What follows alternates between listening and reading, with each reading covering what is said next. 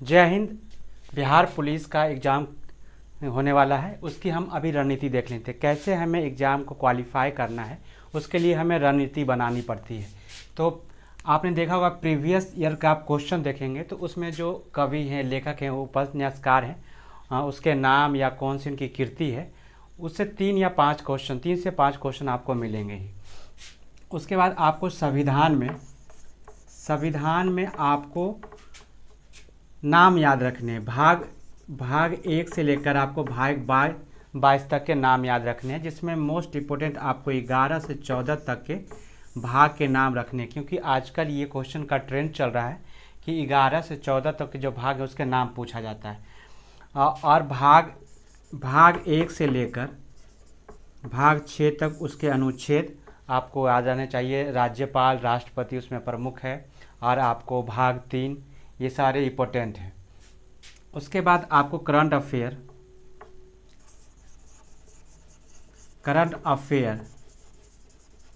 Affair में आपको चंद्रयान से रिलेटेड पूछा जाएगा। चंद्रयान 3 से क्वेश्चन आपको बनेंगे। उसके बाद आपको G20 से क्वेश्चन बनेंगे। ये सब इम्पोर्टेंट क्वेश्चन हैं। उसके बाद आपको मणिपुर से आपको क्वेश्चन बनेगा। उसमें पूछा जाएगा कि कौन सी जातियां हैं, जातियां के बारे में पूछा जाएगा। वहाँ पे 2 जातियां हैं जहाँ पे अभी वहाँ पे क्लेश चल रहा है। और आपको हिस्ट्री में तो आपको मालूम है, हिस्ट्री में आपको जो आधुनिक भारत,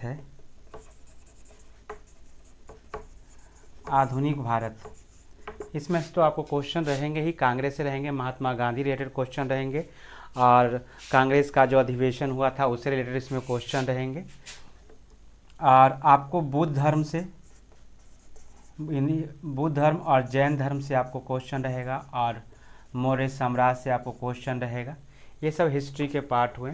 और आपको संविधान से 1 से 22 भाग के नाम याद रहने हैं, और 11 से 14 इंपॉर्टेंट है। यहाँ अभी क्वेश्चन का ट्रेंड है, हर एग्जाम में आपको यहाँ से 11 से 14 के जो भाग हैं उसके नाम पूछ लिए जाते हैं। यहाँ पे कन्फ्यूजन भी है। 11 और 14, जो भाग 11 में है और भाग 14 में है, दोनों के नाम में थोड़ा सा अगर डिफरेंस है तो यहाँ कन्फ्यूजन होता है। तो 11 भाग और 14 भाग के तो नाम पूछते ही हैं, तो 11 से 14 तक के ये इंपॉर्टेंट बन जाते हैं।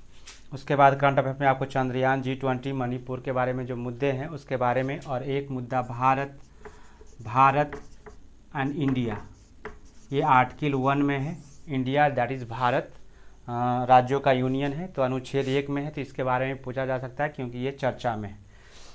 हिस्ट्री में आपको बुद्ध, जैन और आधुनिक भारत पढ़ना है। और जो सभी ये कांग्रेस का जो अधिवेशन हुआ था उसके बारे में आपको पढ़ना है। और आप विविध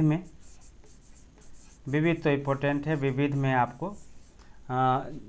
में आपको संसद के नाम वगैरह हैं, और क्या बोलते हैं उसको, संसद के नाम वगैरह विविध में आपको ये सब पूछे जाएंगे। और देश की राज्य राजधानी पूछी जाती है, और कभी कभी स्टेट के भी राज्य राजधानी पूछ लिए जाते हैं, और कितने स्टेट हैं ये सभी पूछ लिए जाते हैं।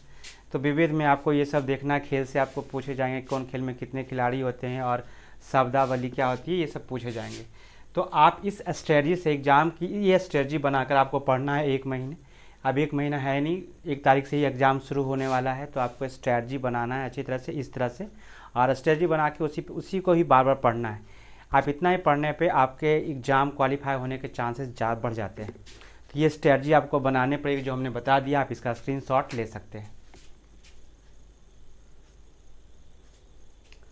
तो इतना ही ध्यान से मन लगा के 20 दिन पढ़ना है एकदम। इसी चीज़ को बार बार रिवीजन करना है, एग्ज़ाम क्वालिफाई होने के चांसेस बढ़ जाएंगे। तो धन्यवाद।